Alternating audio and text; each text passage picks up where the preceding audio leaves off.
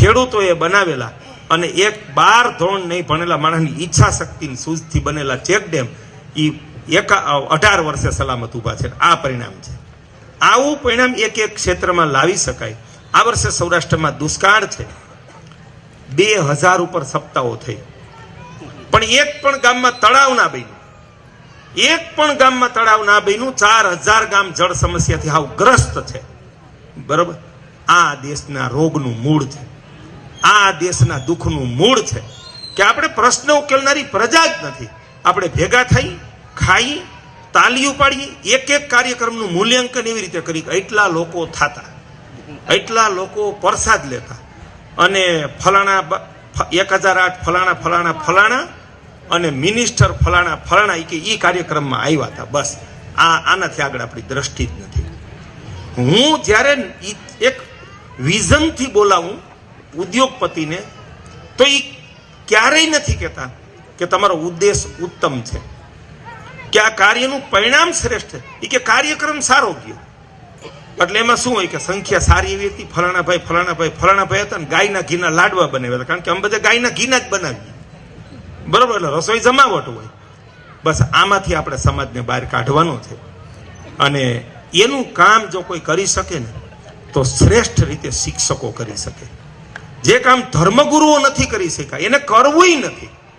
વાળો સલામત છે તો બહારની દુનિયાની પરવા જ નથી. વાળાની બહાર શક્તિશાળી કોણ છે? પૈસાદાર. તો ફલાણા ફલાણા ફલાણા. તો ગમે એમ કરીને બાંધો એને, કે એમ એનો ઊનનો ઉતારો વધુ આવશે. હે, બરાબર. એનો ઊનનો ઉતારો વધુ આવશે કે એટલે એ ઘેટાઓને પકડી પકડીને ત્યાં બાંધવામાં આવે છે. અને મંદિર તો હરીફાઈથી બને છે. મંદિર શું કરવા? કઈ સંસ્કૃતિ રક્ષા માટે બને છે? ગામમાં ચોરો છે, અહીંયા ઓટોમેટિક નગારું મૂકવું પડ્યું છે. અને જે પ્રજા કરોડોના મંદિર બાંધે, આનાથી દિશાવિહીન પ્રજા બીજી કોઈ હોઈ શકે ખરી?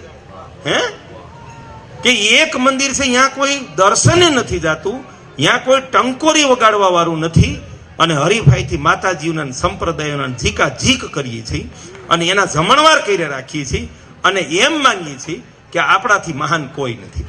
બસ એટલે ગામે ગામ પીવાનું પાણી નથી.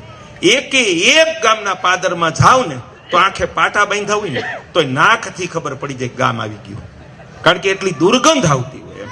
બરાબર. એને ઉપાડનાર કોઈ છે નથી. ધાર્મિક કાર્યક્રમો જ્યાં થાય ત્યાં ગંદકીના થર ઠલવાઈ જાય છે. ગંદકી ત્યાં કોઈને દેખાતી જ નથી કે આ ધર્મ છે એમ. આપણે તો ઓલા જમણવાર જ ગણીએ છીએ. ત્યારે આવી મને સફળતા મળી, પછી ગાયના ક્ષેત્રમાં સફળતા મળી, તો એમાં મેં સલાહ ના દીધી.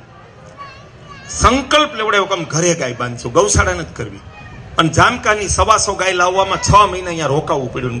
ગામનો મારી જીપમાં બેસાડીને ગામડે જઈને ગાય ખરીદાવડાવવી પડી, અને ધક્કા મારીને મેટાડોરમાં ચડાવવી પડી. અને એવું કામ લાગ લગાટ 10 વર્ષ સુધી, કોઈ ગામમાં 5, કોઈ ગામમાં 25, ત્યાં ગાયની ક્રાંતિ